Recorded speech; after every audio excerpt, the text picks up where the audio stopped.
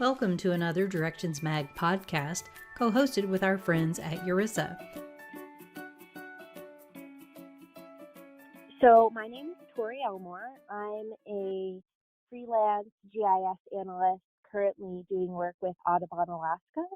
And I'm also working towards a master's degree in GIS development at the University of Wisconsin-Madison.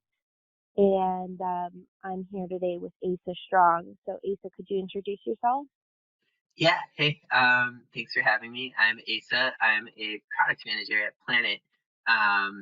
Planet's a satellite company, and I work on building integrations into different GIS software systems and other geospatial engines.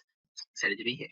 Because I know you have a lot of experience working with Planet, and then, going back to some of the other positions that you've held in this space of sort of like environmental protection, in that, you've done some of this monitoring work around how we use satellite imagery and GIS to sort of prevent environmental harm. So whether that's, related to deforestation or related to mining or oil extraction, we're really interested in hearing about, some of the ways that people either at Planet or folks at other organizations as well are sort of implementing GIS and satellite imagery.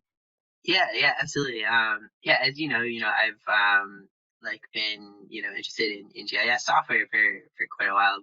Almost since middle of college, and what really got me interested in the satellite space specifically was um, starting work at an organization, the World Resources Institute in DC.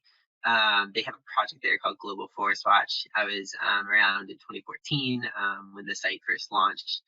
And it was kind of this like first attempt to try to monitor deforestation at a globally consistent way using global satellite imagery data sets like Landsat.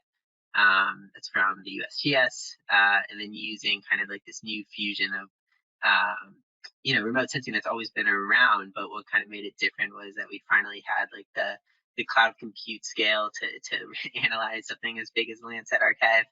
I don't think anything had ever actually been done at that scale until something like Google Earth Engine came around that allowed the scientists that we partnered with to actually analyze deforestation at first on an annual basis, and then actually scaled it up to even more frequently.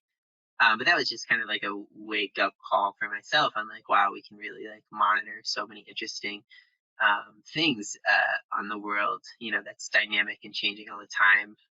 It got me, curious and interested in like, what are the other use cases, which I think, kind of inevitably led me to Planet actually able to image the entire Earth every single day at a higher resolution than Landsat, so at like 3 to 5 meters. Yeah, still very focused on like how do we detect changes, for environmental purposes. We still do a lot of work with deforestation, actually, directly supporting things like Global Forest Watch through a big grant that we just signed with the Norwegian government to make forest-related imagery available for the tropics. So still working on, how do we do this monitoring? But I do think the fusion into GIS software is really important, and that's like where I kind of focus on as a product manager, because I think it's still very difficult to use imagery inside of GIS software, and I think there are ways to make that experience better and to actually help GIS analysts and cartographers leverage satellite imagery to better monitor the areas that they care about. Yeah, I definitely feel that as someone who has worked with a fair amount of imagery, and just trying to incorporate imagery into like cartographic design can definitely be challenging. And even just like working with data sets like that in, whether it's in an ArcMap environment or in an open source environment, I could definitely see the challenges related to that. But you mentioned, I know you mentioned deforestation, and you mentioned, a couple other like use cases that you've had experience with. So could you tell us about that? What are some of the other use cases that that are currently, using satellite imagery to track these kind of activities. Yeah, absolutely. Yeah, I'll list off, a couple use cases.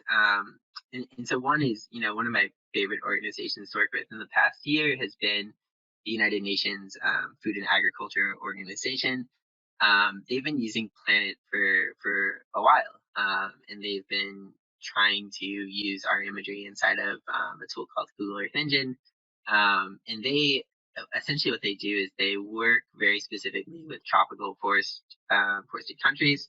But the way that they work, I think it's important, especially when working, in some developing countries, is to like give those governmental agencies the agency to actually like run these geospatial analyses themselves. So UNFAO really focuses on capacity building, and they do it by building basically like an analytical hub that like has a bunch of tools and functions that these countries can tap into to do things like land cover classification. Right, and then like if you create two different land cover classifications from two different dates, you could do some interesting analysis of basically what changed into what, right? Which is important for monitoring deforestation at a large scale, so you can start to understand, we lost not just like we lost X amount of forest, but we lost X amount of forest to smallholder agriculture. We lost X amount of forest to industrial agriculture. We lost X amount of forest to mining. So that's a huge thing in the forestry community. Is just like how do we do land cover change maps? And so we were working with them, and I think it was going well. But I think what's really bolstered that work is we now have these what we call tropical base maps, which are an interesting imagery source where essentially planet images the entire world every day, but it comes in these like scenes that there could be thousands, for a regional area or a province. And what a base map does is basically for your time of interest in an area of interest. So in this case, the entire tropics. We can actually choose the best looking images for our users using some machine learning, and basically select the best available pixels for that time of interest. So for this particular use case and to support deforestation work, we wanted to use monthly base maps. So we actually pull out the best looking images for those months that cover the entire tropics, which is really helpful, especially in areas like the Amazon and Congo, because it's so cloudy there, right? So you could imagine that you can get like in some places in Congo, you can get 30 days of images and like only like 2 of them are clear. So these tropical base maps help create like an almost cloud-free look at the tropics. And then we can actually go a step further and process them so that they're actually surface reflectance corrected, which essentially means we're like doing the atmospheric correction for our users, so that the pixel values better represent biophysical qualities, which is important for doing analysis on vegetation and forest.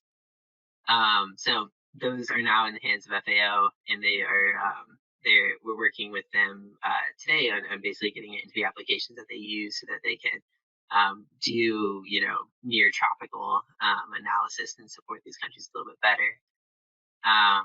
So that's a great deforestation use case. I think the prompt that you were asking for is, identifying change in monitoring use cases. And another, examples, we do work with some civil society, civil government organizations. So counties, state land offices. So, a couple that come to mind are like Humboldt County has been using our imagery to basically image their entire county in high resolution every 6 weeks. And then they actually use that high resolution imagery to pinpoint illegal marijuana grow operations.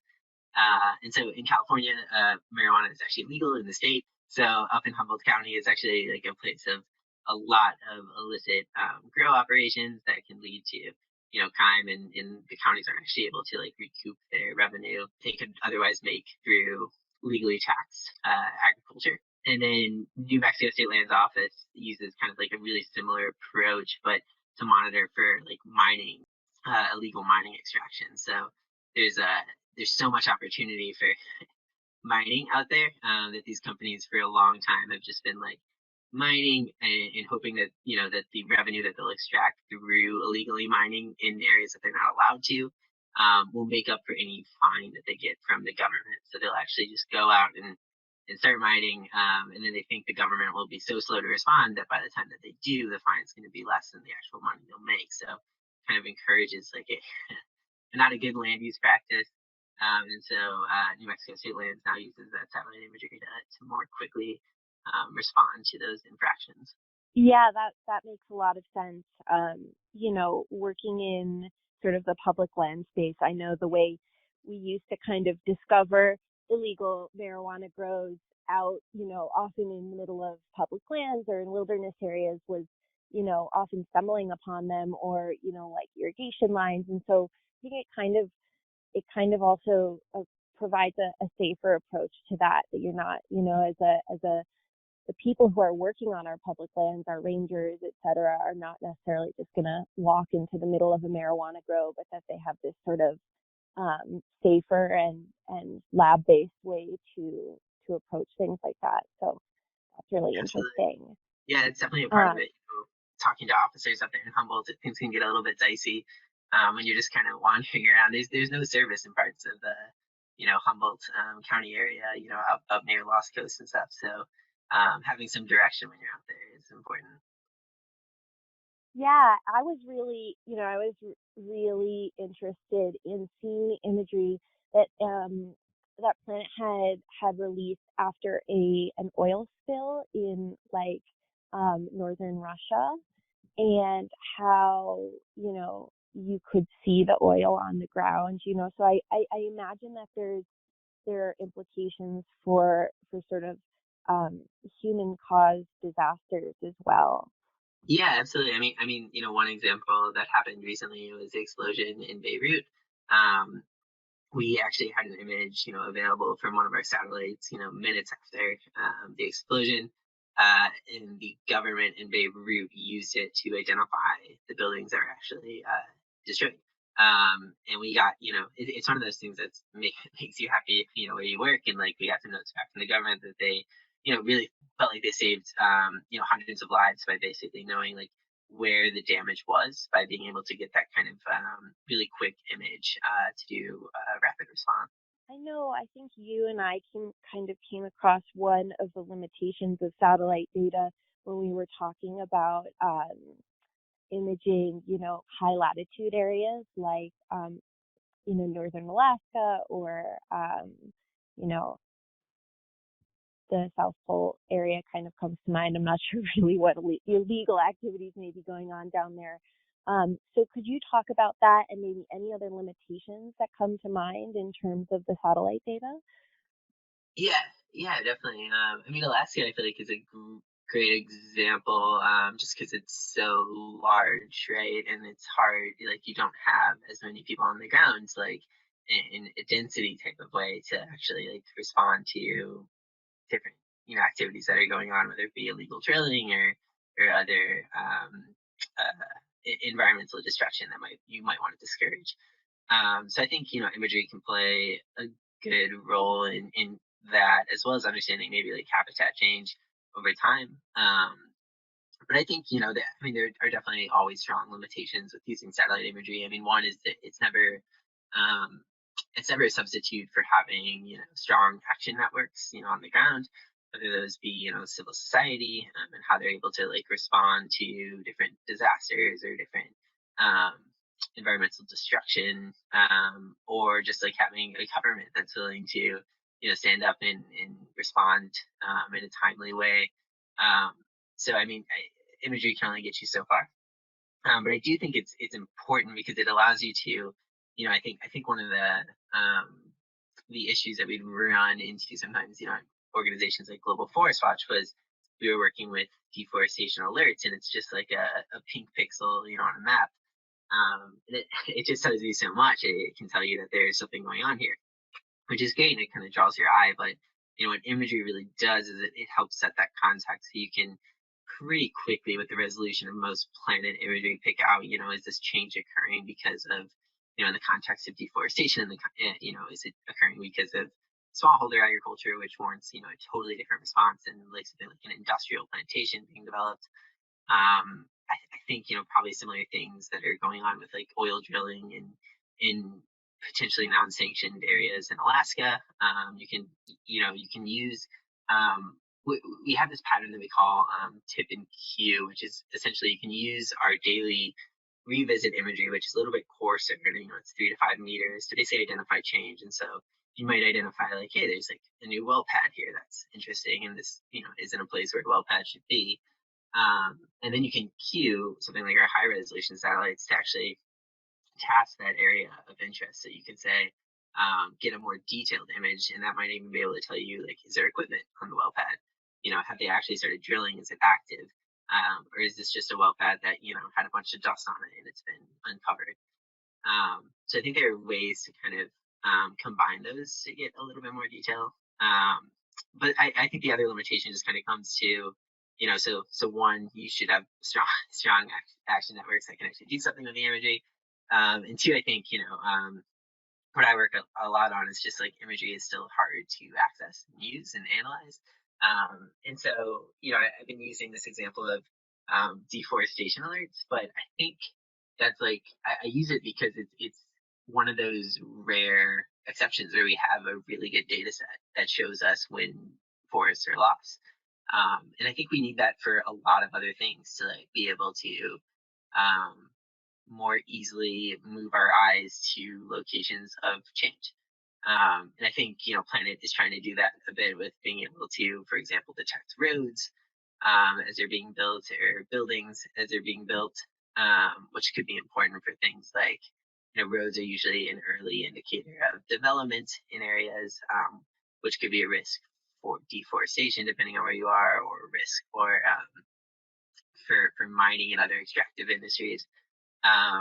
So I think we need a little bit more indicators that way. That's one way to make satellite imagery a little bit more understandable and easy to work with. But then also just, easier ways to access the imagery in like cloud optimized ways. Like, I think the paradigm of downloading GeoTIFFs and opening it into ArcGIS or opening it into QGIS is, it can only get you so far. And so I think providers like Planet and other companies are looking into how do we serve images in a way that like users can play around with the analytical qualities of the data without actually having to download it, more through like streaming capabilities.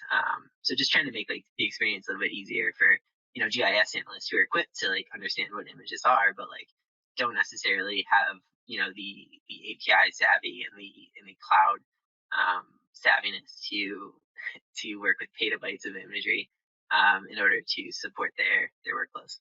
So you mentioned sort of some other companies, and I just, just to do sort of my due diligence here, we've talked a lot about Planet, and I'm just wondering if there are other companies that are sort of in this same, like a same or similar space.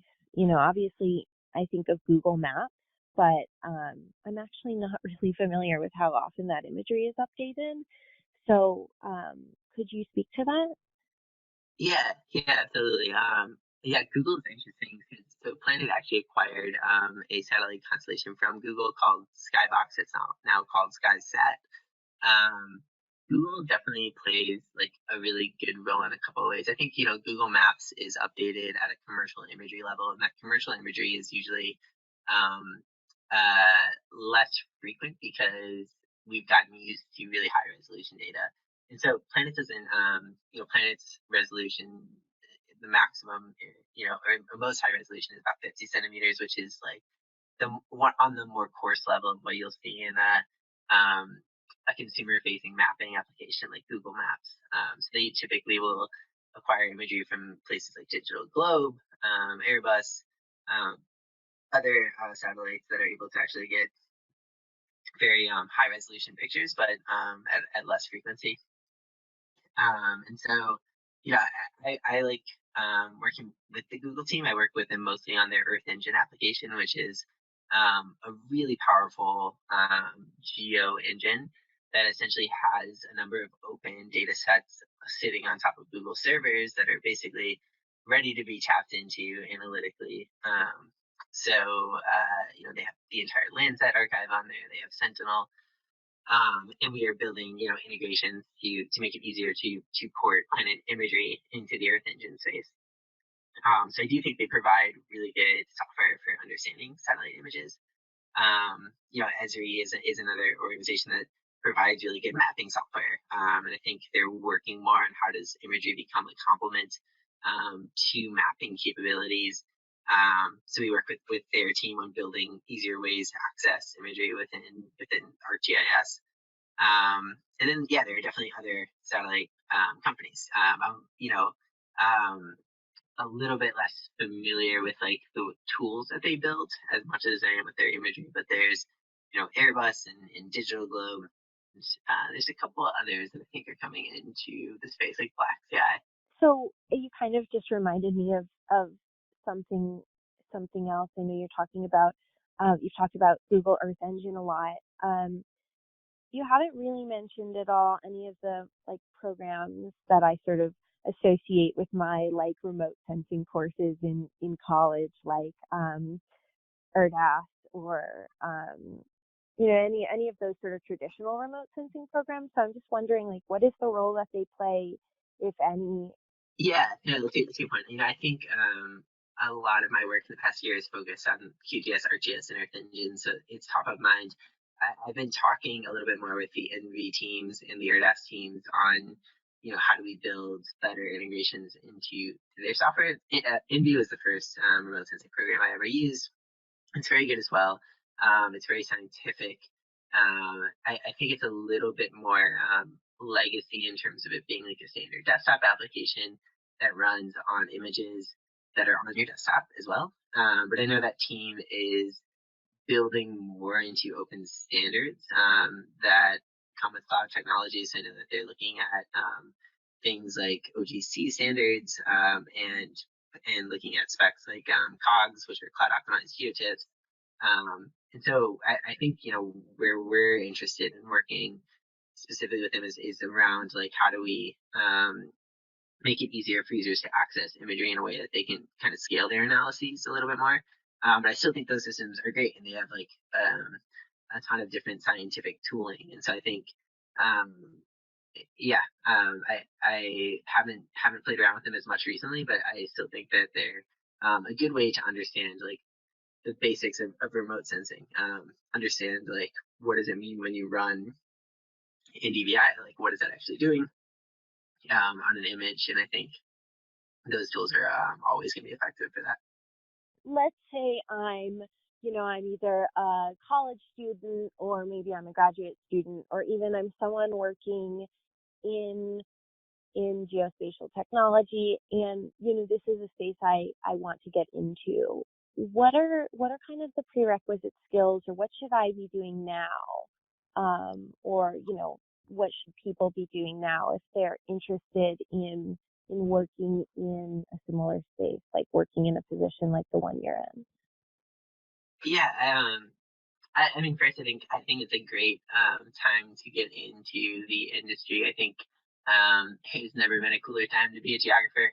We have just like really awesome data sets and really awesome technology at our fingertips, and I think it's still coming to fruition. So it's an exciting time. Like I think the geo industry has lagged behind some of the other tools that we've seen be revolutionized by the internet, and so I think we're making it easier every day, and I think it's fun to be a part of that transition. And so I think it depends on what you want to do. I mean, I think we need people from all sorts of backgrounds to help us make that transition easier.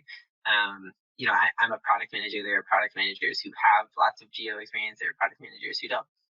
I think, being a good product manager means that you know how to listen to your users, understand what their needs are, and kind of reconcile that with the business objectives, while also, having some technical savvy to work with your engineering teams. But, I think if you're more interested in the analysis engineering space, I definitely, think the Python community is really great for geo. There's lots of open tools out there, and then the Stack Flow messages are very, very busy with the community support on learning Python for geospatial. There's lots of open source tools. We're lucky enough to have, some famous Python gurus like Frank Coote, who invented GDAL, working at Planet, and Tim Schwab, who worked on the GeoJSON spec. So I think programming, if you're interested in becoming more of an analyst, will help you with just like your prospects instead of getting locked into a single tool or system. I think you'll always have a little bit more options if you jump into more of like the actual underlying technology. I still think, having some familiarity with Esri, an 800-pound gorilla in the geospace is important. I'd also say Earth Engine is just like a really fun platform to play around with if you are trying to understand imagery science a little bit more. It's so easy to prototype. It's free for now, and it's just like a great way to try to do something really cool with an image in a cloud optimized way. So yeah, I think it depends. Like if you're trying to go on a technical route, I think a mix of programming and software skills is great. I think if you're interested in driving products, or maybe even working in the sales force of like one of these organizations that builds geo products, I think there are different ways to cultivate those skills. That sort of covers the questions that I had for you. I know I've learned a lot. So before we, today, I just wondered if there's anything else. There doesn't have to be, but if there's anything else that you want to mention that we haven't had a chance to talk about, or shamelessly plug something of your own, something that you're doing right now. Yeah, I know. No, this has been great, and it's good to reconnect. Thank you for having me on. I always want to nerd out about geo stuff. No, I mean, less of a shameless plug, more of like an invitation. But we do, we've done a unique opportunity in the last couple months through the Norwegian government, where we have these tropical base maps that users can access for deforestation related work. So if there are any listeners that are working in monitoring, things like deforestation, would like to get started with satellite imagery in those workflows, let me see, I think it might be planet.com-NICFI, and I see it's unprecedented. Like we've never actually, had this amount of data available at this scale for supporting deforestation work. There are some terms there, but yeah, it's kind of a cool opportunity. Yeah. So Asa, good to talk to you. Thanks for having me on, y'all.